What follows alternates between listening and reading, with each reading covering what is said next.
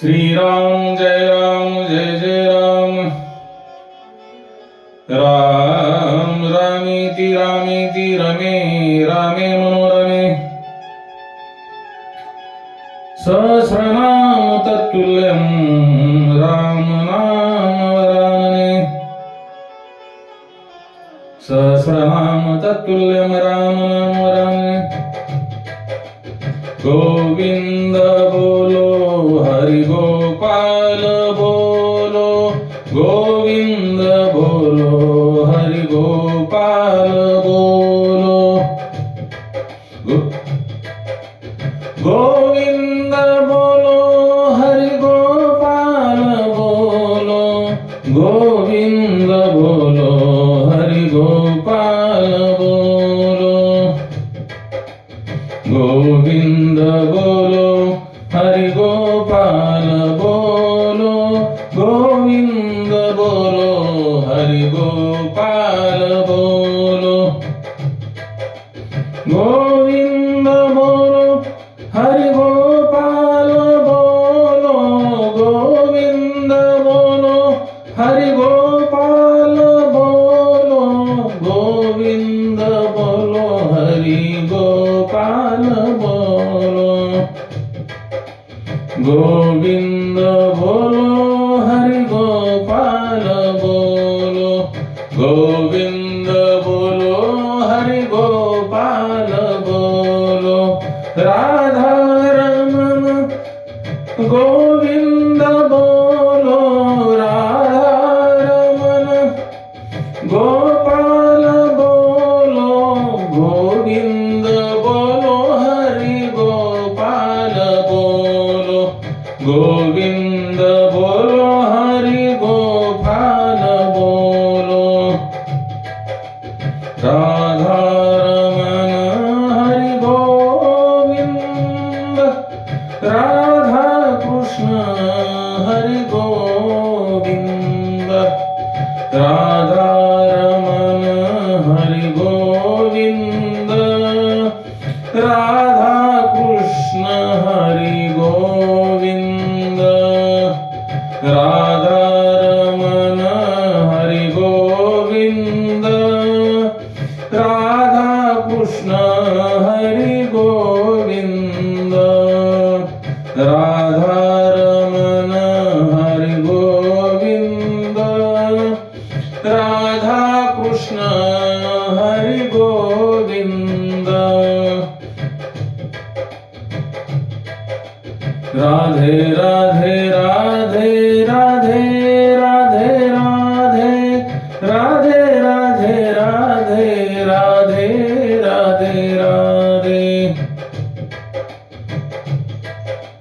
श्री कृष्ण गोविंद हरे मुरारे हे नाथ नारायण वासुदेवाय हे नाथ नारायण वासुदेवाय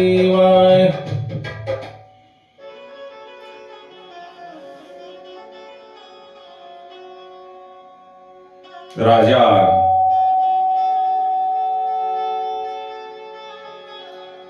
बली हा जीवात्मा आहे आणि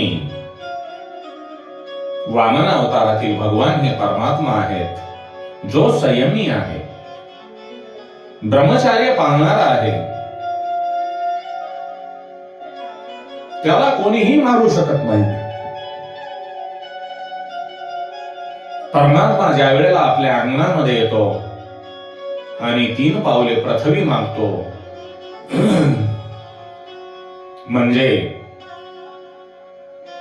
परमात्मा परमपिता परमेश्वर भगवंत जीवाजवळ 3 गोष्टी मागतो त्या म्हणजे तन मन आणि धन या शरीराने या तनाने जर भगवंताची सेवा केली तर मनुष्याचा अभिमान नष्ट होतो आणि जर मनाने ईश्वराची, भगवंताची, श्री हरी नारायणांची सेवा केली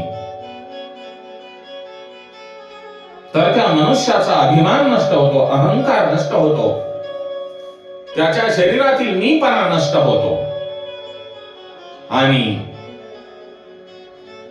भगवंताच्या आशीर्वादाने, भगवंताच्या कृपा प्रसादाने जर आपल्याकडे काही पैसा असेल, त्या पैशाचा आपण जर दान धर्म केला, अन्नदान केले तर त्या जीवाचा मोह नष्ट होतो. म्हणून तन, मन आणि धन याचे जर भगवंताला दान केले तर त्या जीवात्म्याला भगवान श्रीकृष्णांच्या रासलीलेमध्ये स्थान मिळते आणि त्याचे ब्रह्माशी मिलन होते. भगवंताने 3 पावले जमीन मागितली. त्या 3 पावले जमिनीचा अर्थ म्हणजे आपले जे त्रिगुण आहेत, प्रत्येक जीव हा त्रिगुणातीत आहे. ते 3 गुण म्हणजे सत्वगुण, रजोगुण आणि तमोगुण. हे तिन्ही गुण ईश्वराला समर्पित करावेत, अर्पण करावेत. ते कसे? आपण तिन्ही गुण भगवंताला कसे अर्पण करावेत? आपलं जे शरीर आहे, आपल्या या शरीराने भगवंताची सेवा केली तर तमोगुण लय पावतो, नष्ट होतो.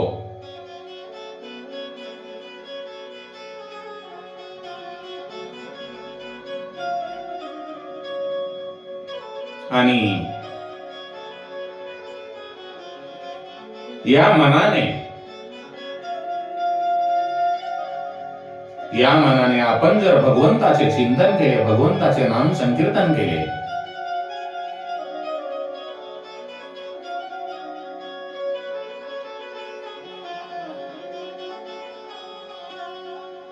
तर आपल्यामध्ये सत्वगुणाची वृत्ती होते.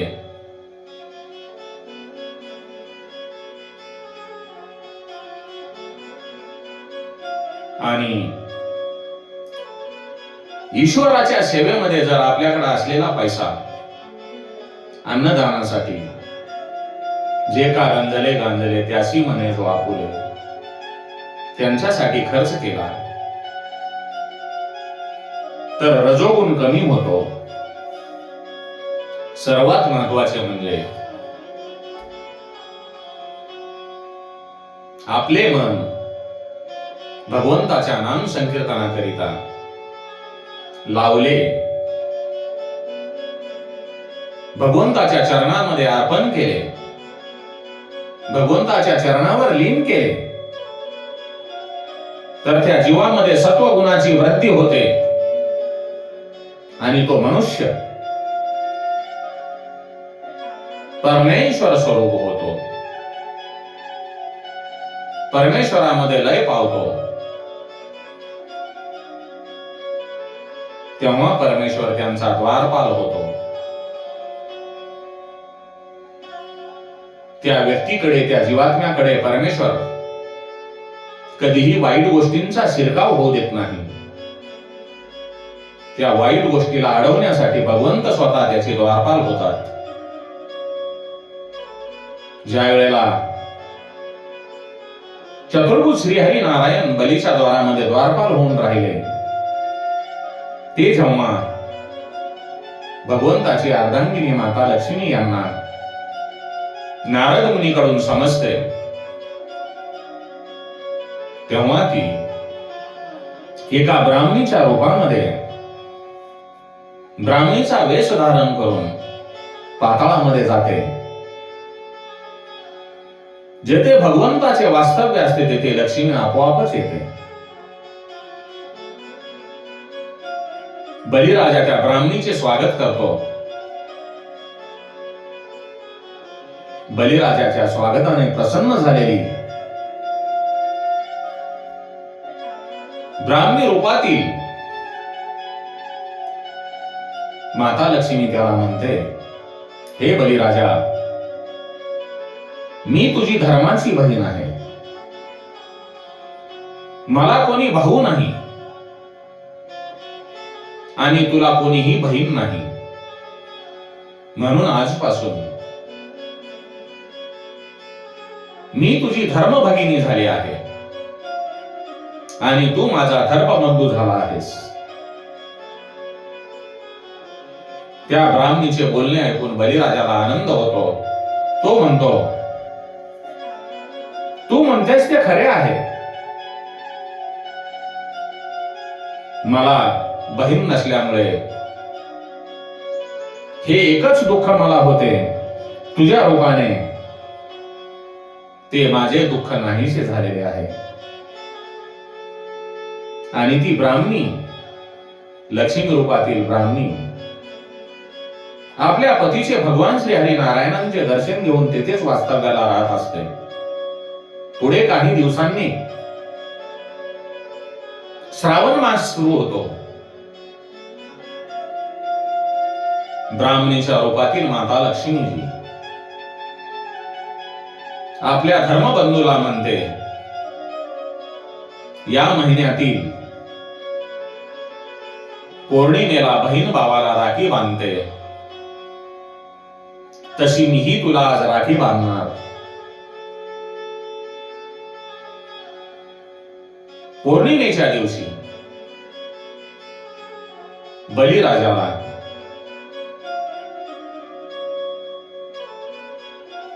ब्राह्मणीच्या रूपातील माता लक्ष्मी जी राखी बांधते, तेव्हा बलिराजा तिला म्हणतो,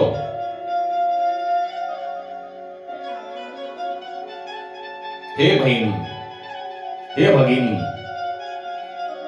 तुला काहीतरी द्यावे असे मला वाटत आहे. सांग काय देऊ. तेव्हा माता लक्ष्मी म्हणते, माझ्या घरी सर्व काही आहे, पण तुझ्याकडे जो द्वारपाल आहे तो तू मला दे. तुझ्या चाकरीतून त्याला मुक्त कर. तेव्हा बलिराजा माता लक्ष्मीला विचारतो, तो तुझा कोणी नातेवाईक आहे का?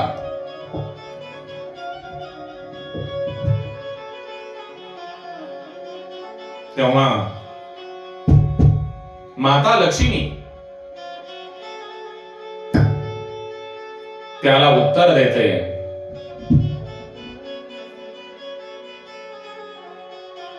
हे तर माझे पती परमेश्वर नारायण आहेत.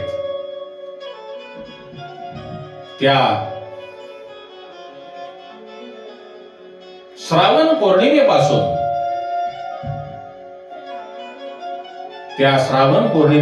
दर श्रावण पौर्णिमेला भगवान श्री हरी नारायण वैकुंठ धामामध्ये प्रवेश करतात.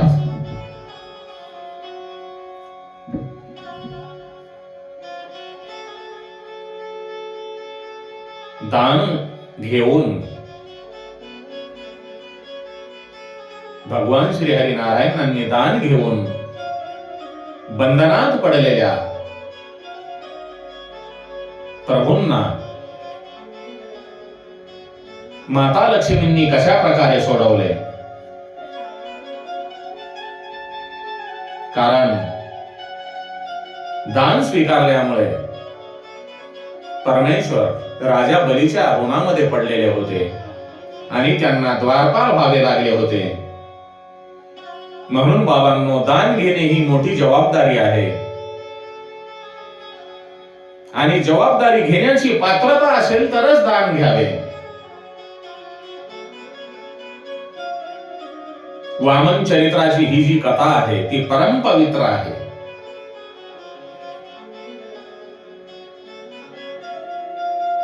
पितृतिथीच्या दिवशी वामन चरित्राचा पाठ केल्यामुळे पितरांना सद्गती मिळते. म्हणून आपण ज्या वेळेला कधी पित्र घालीत असाल त्यावेळेला आपण पित्र घालण्यापूर्वी वामन चरित्राचा पाठ करावा, स्तवन करावे, म्हणजे आपल्या पितरांना सद्गती मिळेल आणि प्रभूचे नाम संकीर्तन करावे. कारण आपलं आयुष्य हे क्षणभंगुर आहे.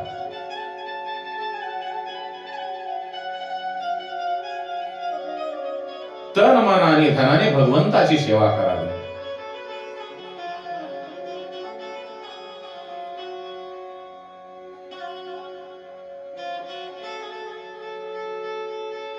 आपले जे त्रिगुण आहेत, सत्व, रज आणि तम, हे ईश्वराला अर्पण करावेत. आपल्या शरीराने भगवंताची सेवा करावी, म्हणजे तमोगुण लय पावतो, नष्ट होतो. ईश्वर सेवेमध्ये जर धन वापरले तर रजोगुण कमी होतो आणि मनाने ईश्वराचे चिंतन करून त्याला ते जर अर्पण केले तर सत्वगुणाची वृद्धी होते. मनुष्य परमेश्वर स्वरूप होतो आणि परमेश्वरामध्ये लय पावतो आणि तो त्यांचा द्वारपाल होतो. म्हणून तन मन धन भगवंत चरणी अर्पण करा आणि आपल्या जीवाचे कल्याण करून घ्या. श्रीराम जय राम जय जय राम. ओम नमो भगवते वासुदेवाय. कृष्णं वंदे जगद्गुरुम्. ओम नमो भगवते वासुदेवाय. कृष्णं वंदे जगद्गुरुम्. ओम नमो भगवते वासुदेवाय. कृष्णं वंदे जगद्गुरुम्.